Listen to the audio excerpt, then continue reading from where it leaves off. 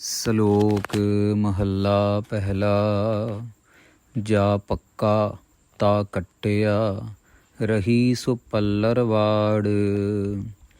ਸਾਧ ਸੰਗਤ ਜੀ, ਧੰਨ ਧੰਨ गुरु नानक देव जी महाराज ज्ञान के खजाने, ज्ञान के समुद्र, ज्ञान के बड़े बड़े पहाड़ गुरु महाराज कृपा करके हमें समझा रहे हैं।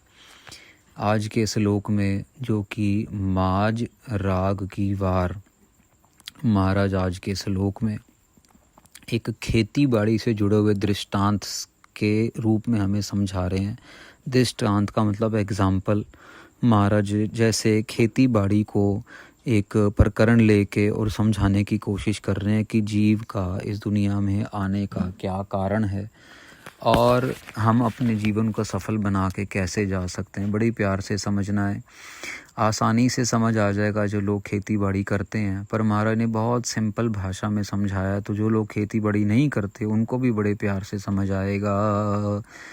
जा पक्का ता कट्टिया, रही सु पल्लर वाड़। महाराज कहते हैं साध संगत जी, जैसे जब अनाज बीजा जाता है तब बहुत समय तक इंतज़ार करना पड़ता है। कोई किसी अनाज के लिए, किसी समझ लो कि बीज के लिए 3 महीने, 4 महीने, 5 महीने, 6 महीने, किसी के लिए 1-1 साल भी वेट करना पड़ता है। महाराज कह रहे पर जब तक अनाज पक ना जाए तब तक इस किसान उसको काटता नहीं है। जा पक्का ता कट्टिया, जब तक पकेगा नहीं तब तक वो काटा नहीं जाता है। आप अगली ये बात समझने की कोशिश कीजिए कि महाराज यहाँ पे पकने का मतलब समझा रहे हैं कि जब तक इंसान की भजन बंदगी पकती नहीं, जब तक पूरा दृढ़ भरोसा परमेश्वर पे बनता नहीं, तब तक जो है साध संगत जी बात नहीं बनती। मतलब कि जा पक्का ता कट्टिया, जब तक हम पक्के नहीं होंगे अपने अहंकार को काट काट के, तब तक परमेश्वर नहीं मिलता। महाराज आगे कह रहे हैं रही सो पल्लर वाड़, जब काट लिया जाए, जब काट लिया और खेती की जो वाड़ थी साध संगत जी वो खाली रह गई। जब सब कुछ कट गया तो वाड़ के अंदर का जो सामान सिर्फ वाड़ रह जाती है। पल्लर मतलब खाली। महाराज कह रहे हैं सिर्फ वाड़ रहेगी, मतलब जो तारे लगाई हैं या डंडे लगाए हैं, बैम्बू लगाया है, जिस तरीके से खेत को 4 दीवारी की है वो सिर्फ 4 दीवारी ही रह जाती है। सुन की सारा चित्थया, कण लया तन झाड़। महाराज कहते हैं कि जो साध संगत जी अनाज के चित्थया जो उतार लिया, जिसको हमने मतलब समझ लो कि दाने को उसकी डंडी से उतार लिया, दाने को उसके झाड़ से उतार लिया। अब साध संगत जी मान लीजिए मक्की की बात हो रही है, यहाँ पे एक एग्जाम्पल है। तो महाराज यहाँ पे क्या कह रहे हैं कि सण की सारा चित्थया, भाई जो किसान था उसने दाने के साथ ही अगर वो उतार लेता है अपनी फसल को, कण लया तन झाड़, उसके शरीर से, उसके जो झाड़ से उसको उतार लिया है दाने को। मतलब यहाँ पे कि अपने मन से, अपने जो हमारा तन है, हमारे तन से हमारी जो आत्मा है उसको अलग करना ही सीखी है। साध संगत जी हम तन के तल पे जीते हैं और सारी उम्र अपने तन को खुश करने में लगे रहते हैं। पर महाराज क्या कहते हैं, पहला मरण कबूल कर, अपने मन को अपने तन से अलग करके मन के तल पे जीना है। ना मन को काम तंग करे, ना मन को क्रोध तंग करे, ना मन को अहंकार तंग करे, तब बात बनी। साध संगत जी यहाँ पे महाराज एक खेती का एग्जाम्पल दे के समझा रहे हैं। दोए पोड़ चक्की जोड़ के पीसन आए बैठ। जब साध संगत जी दाने को अलग कर लिया झाड़ से, तो पुरानी औरतों को पता है वो दाने को चक्की में पीसा जाता है। चक्की का एक पोड़ ऊपर एक पोड़ नीचे होता है। दोए पोड़ चक्की जोड़ के, पुड़ मतलब जो बड़े बड़े पत्थर होते हैं, एक नीचे है एक ऊपर है, और उसको बीच में एक साथ संगत जी डंडी बड़ी सी होती है, घुमाते रहते हैं। आपने फिल्मों में भी देखा होगा, टीवी में भी देखा होगा कैसे आजकल तो सब मशीनी हो गया, पुरानी औरतें बीच में सेंटर में से साथ संगत जी वो घुमाते थे।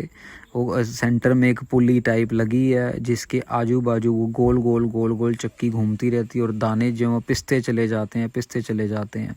पर साथ संगत जी एक यहाँ पे एग्ज़ाम्पल है, अगली पंक्ति में महाराज समझा रहे हैं, जो दर रहे सो उबरे नानक अजब डिठ।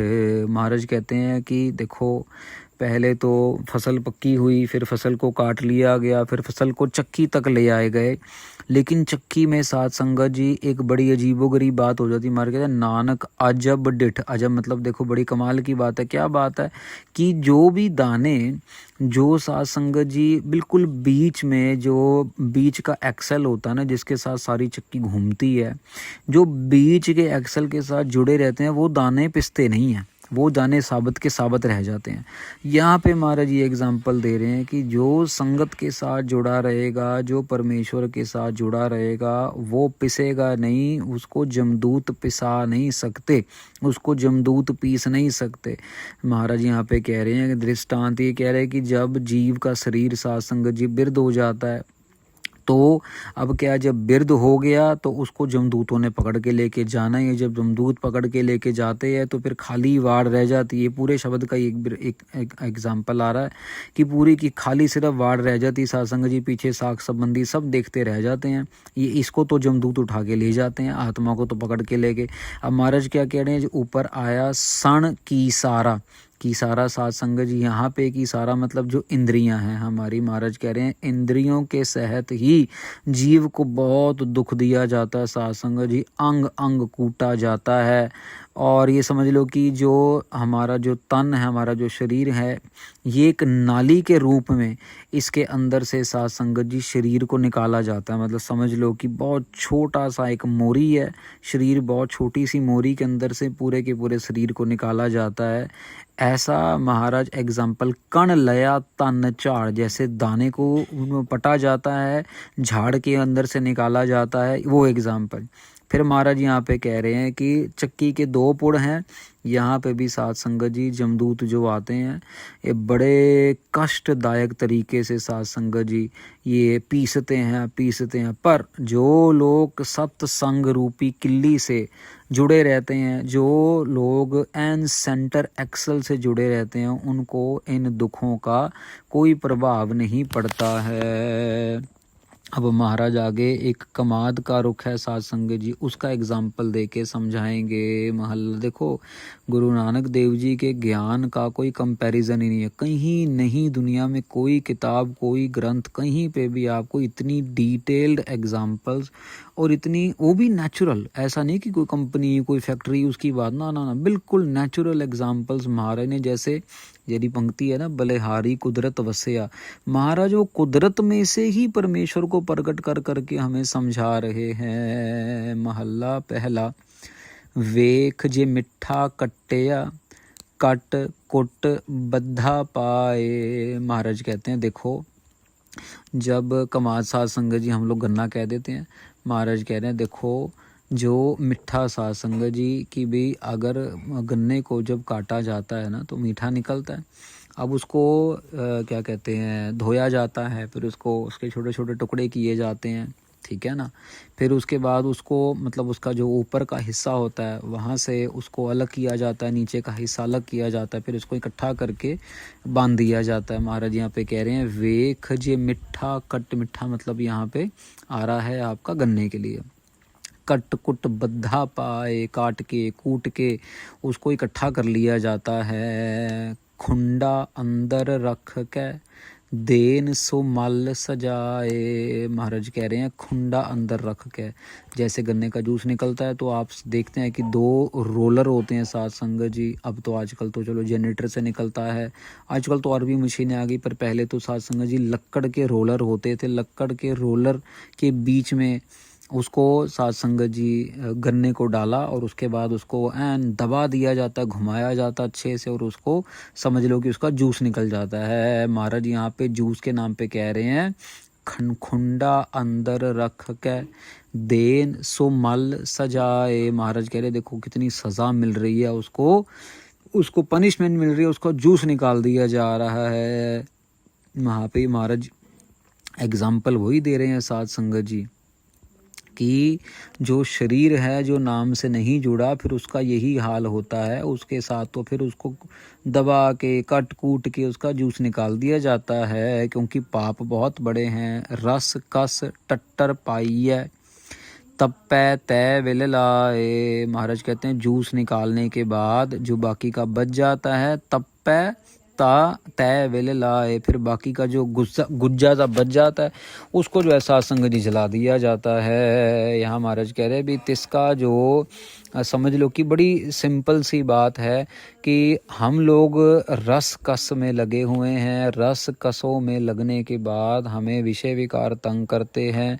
विषय विकारों के तंग करने होने के चक्कर में हमें कढ़ाई में डाल के जमदूत पीसते हैं साध संगत जी। यहाँ पे टट्टर जो है ना, टट्टर पाइए, टट्टर मतलब कड़ाहा, बड़ा बड़ा कड़ाहा साध संगत जी, उसमें डाल दिया जाता है। और महाराज कह रहे हैं उसमें पड़ के तपते रहते हैं और सूं सूं जो है रोते रहते हैं हम लोग। यही विरलाप है साध संगत जी, यही है विरलाप। तपै ता तय विल लाए पी सो भोग समालिय दिच्चै अग जलाए। महाराज कह रहे हैं कि खाली साध संगत जी जो गन्ने का रस जिसमें से निकल जाता है ना, वो खाली हो जाता है, उसके अंदर रस तो रहा नहीं, पर वो भी साध संगत जी जलाने के काम आ रहा है। पी सो फोग संभाली है, मतलब फुक्का बिल्कुल फोका जो गन्ने का बचा हुआ जो है, दबा हुआ, कुट के दबा लिया जिसको, उसको आग में जला दिया जाता है। महाराज जी कह रहे हैं जब रस निकाल लिया जाए, रस को संभाल के रख लेते हैं और अग्नि में जला देते हैं। नानक मिठै पतरी है वेखो हो लोका आए। महाराज कहते देख लो, अब बताओ कि एक इतने मीठे गन्ने का जो बहुत मीठा है उसका क्या हाल हुआ। उसको लोग बार बार देखने के लिए आते हैं, बार बार देखते हैं भी रस कैसे निकल रहा है, फिर रस पी जाते हैं साध संगत जी। महाराज कह रहे देखो लोगों आओ देखो, मीठा गन्ना इतना मीठा है, इतने गुण हैं उसमें, लेकिन उसका भी ये हाल होता है। अब आगे महाराज ने एक दृष्टांत दी है। अब यहीं पे महाराज अब मतलब समझा रहे हैं कि भाई जो अज्ञानी पुरुष हैं साध संगत जी, उनको तो मीठा सबको मीठे लगते हैं साध संगत जी। बड़ा पैसा है, बड़े ये हैं, बड़े वो हैं, लेकिन जब जमदूत आते हैं प्राणों की आहुति के बाद काट कर पापी जीव को बांध के ले जाते हैं साध संगत जी, कठिन स्थानों में रख के जमदूत जो सजा देते हैं वो तो ईश्वर ही जानता है। अब साध संगत जी रस रूप जो भी हैं शरीर के जितने भी थे कस, साध संगत जी जो हैं वो सारे के सारे तप के हमें कड़ाहों में डाल के भोगने पड़ते हैं। जब हम विरलाप करते हैं, जब विरलाप होता है तो साध संगत जी किसी को कोई फर्क नहीं पड़ता है, बस अग्नि में हम जलते दिखते रहते हैं।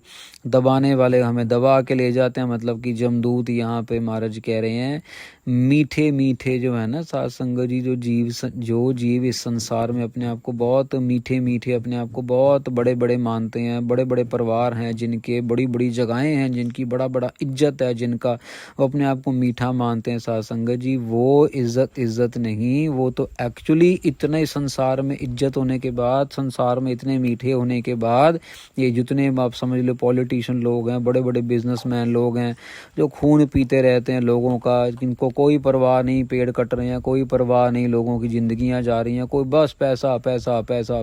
अरे कहीं तो रुक जाओ भैया, कितना ले जाओगे साथ में, कमा लिया बस बहुत है और मत नुकसान करो लोगों का, और मत नुकसान करो धरती का, और मत नुकसान करो सृष्टि का। लेकिन नहीं, कीड़ा इतना अंदर है, इतनी लालच, इतना लालच।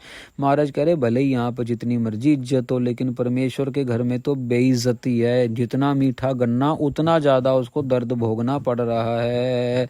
ये महाराज यहाँ पे एग्जाम्पल दे के समझा रहे हैं साध संगत जी। देखो यहाँ पे साध संगत जी एक बात हमें समझनी पड़ेगी। एक तो है प्रेमा भक्ति की मिठास जो कि परमेश्वर की प्राप्ति के लिए है, लेकिन एक है दुनियावी लोगों की मीठी मीठी मिठास। अरे गंगा गए गंगादास, जमुना गए जमुनादास। तो जहाँ पे गए वैसा ही अपना भेष बदल लिया, जिसको खुश करना चापलूसी कर ली, जिससे कुछ काम निकालना उसके आगे हाथ जोड़ लिए। नहीं साथ संगत जी, सच की ज़िंदगी तो वो है जो परमेश्वर की बोली बोली जाए। जहाँ गलत है वहाँ गलत है, जहाँ सही है वहाँ सही। हाँ, चुप रहना एक अलग बात है, वो एक अलग गुण है। भी चुप रहो, परमेश्वर के हुक्म में रहो, वो अलग बात है। लेकिन झूठ बोल के अपना काम निकाल लेना, झूठ बोल के अपने आप को बड़प्पन दे देना, झूठ के बोल के सामने वालों को नीचे कर देना। एक बार हम एक महापुरुषों के पास बैठे हुए थे। महापुरुष कहाँ के ड्रामेबाज हैं साध संगत जी, आधी दुनिया तो ड्रामेबाज है। तो बात करते करते मेरे को एक उनकी आपस में की बात चल रही होगी, उनके पिंड में कोई सरपंच से लेके। तो हम बैठे हुए थे चाय वाय पी के, उसने के बाद तो उनके सामने जो वो लोग बैठे थे उनको समझा रहे थे। कहते ऐसा है, देखो अगर उसको नीचे दिखाना है ना तो अपने आप को ऊपर उठा लो, वो अपने आप ही नीचे हो जाएगा सबकी नज़रों में। तो मैं वहाँ सुन रहा था, सुन के मुझे बड़ा अजीब लगा। फिर जब वो लोग चले गए उनके सामने तो मैंने पूछना नहीं ठीक समझा, पर जब वो चले गए तो मैंने बाद में पूछा, मैंने कहा इसका थोड़ा मतलब समझाओ ना बाबा जी। तो कहता है कि ऐसा देखो, किसी को नीचे दिखाएंगे, किसी के बारे में गलत बोलेंगे, ये करेंगे वो करेंगे, पर जब अपने आप को ऊपर उठा लेंगे तो अगला बंदा अपने आप ही नीचे हो जाएगा। मैं चुप रहा, मैं कुछ बोला नहीं। वो समझ गए कि भाई मेरे को ये बात जो है ना थोड़ी सी चुभ रही है।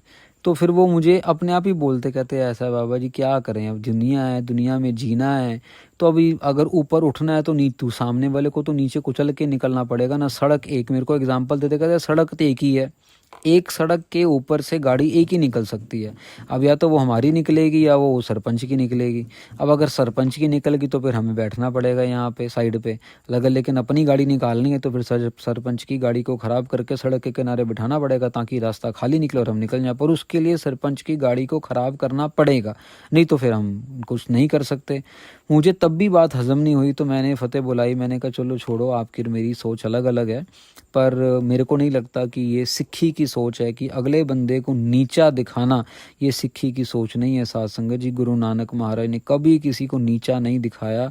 महाराज ने बड़े प्यार से समझाया, नीचा नहीं दिखाया, सच बोल दिया। अगर वो सरपंच गलत है भैया तो उसको बिठाओ और उसको समझाओ कि तू गलत है, लेकिन उसको नीचा दिखाना है, गाड़ी पंचर ये वो ऐसे दलीलें दे के अपने आप को सही बताना, ये गलत है साध संगत जी। तो साध संगत जी यहाँ पे महाराज की कृपा से ये इस छंत का महल्ला पूरा होता है। आगे महाराज जो पौड़ी उच्चारण करेंगे जो कि 143 अंग पे गुरु महाराज ने उच्चारण की है।